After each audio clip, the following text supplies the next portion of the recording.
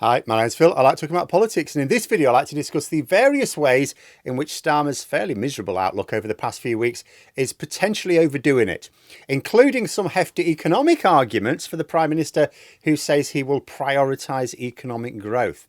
But first, if you'd like to be kept informed on political commentary, please hit the subscribe button. Thank you very much. So, up until now, I've considered this from, largely a political angle. A lot has been made of how the polls are behaving at the moment. Now, in reality, there hasn't actually been a lot of polling. So people are hungrily snapping up anything that gets published, even though most pollsters are absolutely rubbish and elections consistently show this up. But most people don't know which are the reliable pollsters and which are not, and journalists don't care one way or the other. However, even with relatively few polls being published since the election, what seems clear is that Starmer and Labour's favourability actually increased in the immediate aftermath of the election, when everything was very positive. And it is also probably fair to say that it has tumbled back down in the last few weeks, though everything still remains ahead of the Conservatives.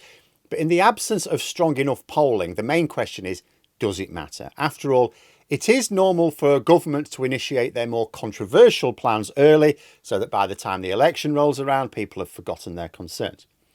Unless, of course, those concerns persisted right throughout the Parliament. Labour's plan, in their own words, is to fix the foundations now and then start to highlight the wonderful building that takes shape afterwards. In other words, a miserable budget this year, but an increasingly positive outlook as we get closer to the next election. And you go, okay, that makes sense. But Labour are doing something which is not normal. They're making a virtue of the unpopular decisions when there's absolutely no need. It is more usual for governments, especially new governments, to talk a lot about the mess their predecessor left behind, but also highlight the marvellous things they want to do in the future. Labour are missing that second step out. In fact, it's worse than that, because it's not just that Labour are not emphasising the destination or the road ahead, the shiny things they want to deliver later this Parliament. They're also not making much of the benefits they've already delivered. Above inflation public sector pay awards, roundly criticised by the Tories, the biggest of all. Now, consider the wider benefits to this policy of beginning the path towards fairer pay. Rachel Reeves, when she was asked about these pay deals, justified them in economic terms. Of course she did, she's the Chancellor. She said there was a cost of not settling in terms of strikes and recruitment.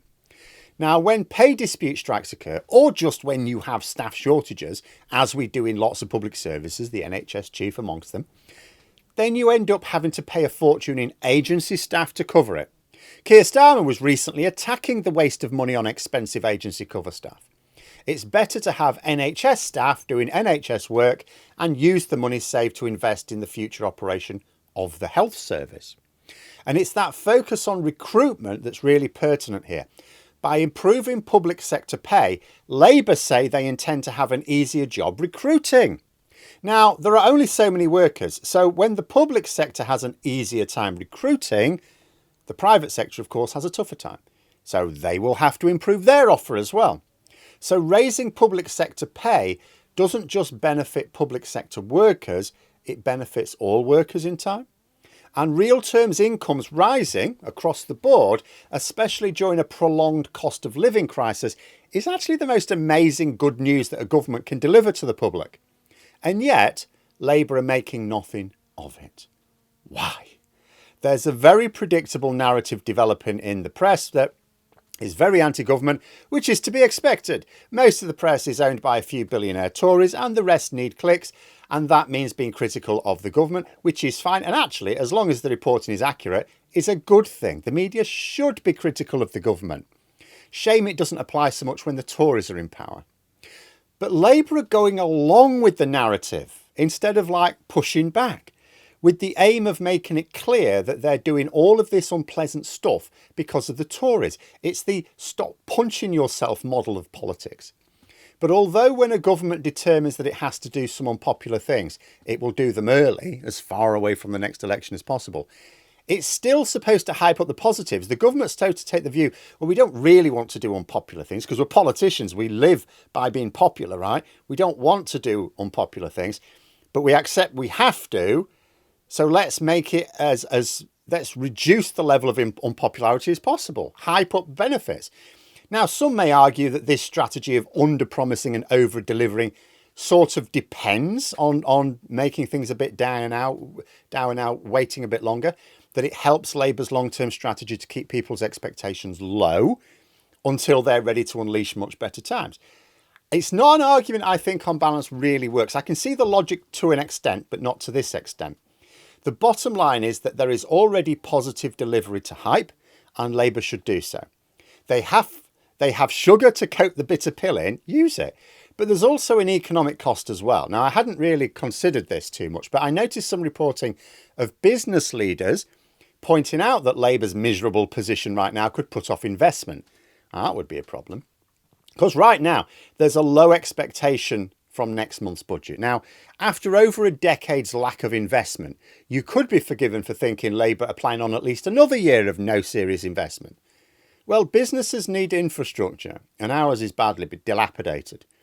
We've got enough problems as it is because we can no longer advertise ourselves to foreign investment especially as granting unfettered access to the European single market. We lost that some years ago.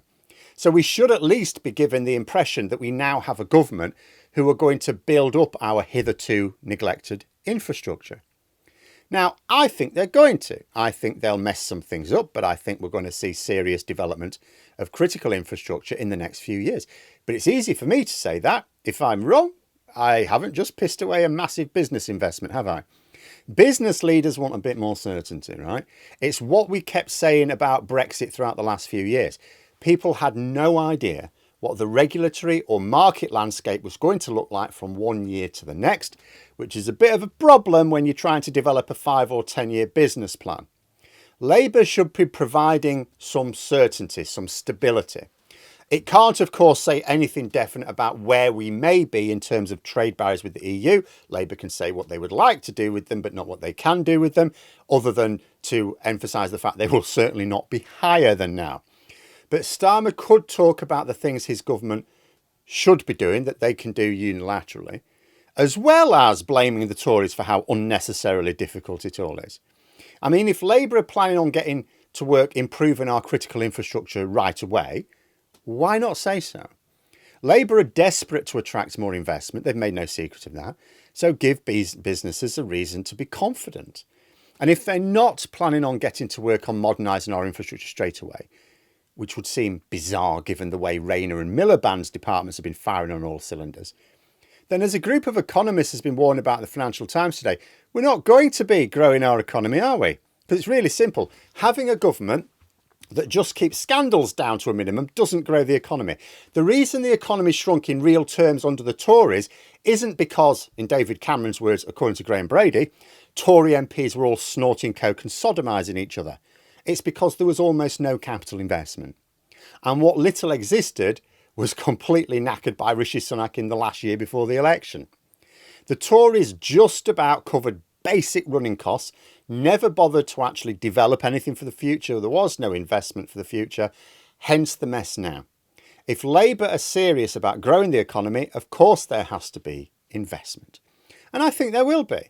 In fact, I think we've already seen the signs of that. But if so, why not talk it up?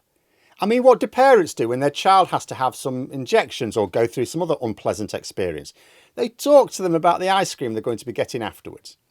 That's all a lot of the public really need in the short term. Explain the benefits to them that are coming. Obviously, the public's patience won't hold forever. They'll need to see the ice cream at some point before the election. But for now, just tell them about it. That would help. And Starmer is certainly getting this message from a lot of quarters. Is he heeding it though? I would certainly hope we don't end up falling into a fortress mentality. Hopefully, his speech at the conference will be a lot more positive. I mean, I don't think people really, the party faithful, want to go to the conference, get into the draw to listen to the leader's speech, only to have 45 minutes of him saying, oh, you think things are bad at the moment, we're going to make them much worse before we get them better. I don't think they want to hear that. Maybe we'll start to get the lighter side of the plans in the weeks running up to the budget, instead of the misery we're getting now. Let's see. But there we are. Those are my thoughts. Let me know yours in the comments below. If you enjoyed the video, please click the like button and subscribe as well. And if you'd like to support the channel further, you can join for memberships. Thanks for watching. And until next time, I'll see you later.